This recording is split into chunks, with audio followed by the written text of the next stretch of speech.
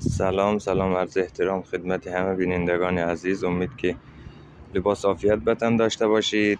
همونطور که میبینید در جریان کار بستن ستون سقفی سوم پروژه هستیم.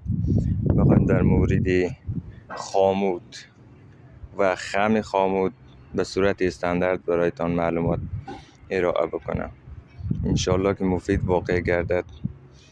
در بیشتری از پروژه ها خامود از میلگرد 10 آجدار یا 12 آجدار استفاده می شود که برای ستون و سقف.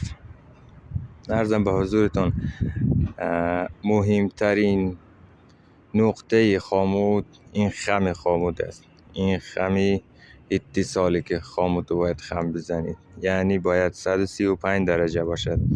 در صورتی که 135 نباشد 90 درجه از هیچ وقت قابل قبول نیست.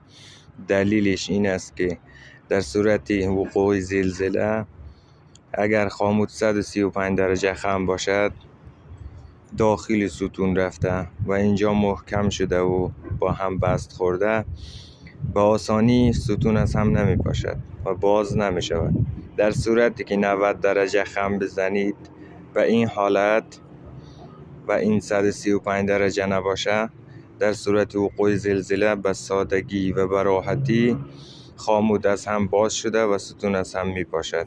امید که مفید واقع شده باشد. در صورت رضایت صفحه ما را لایک فالو کنید و منتظر ویدیوهای بعدی باشید.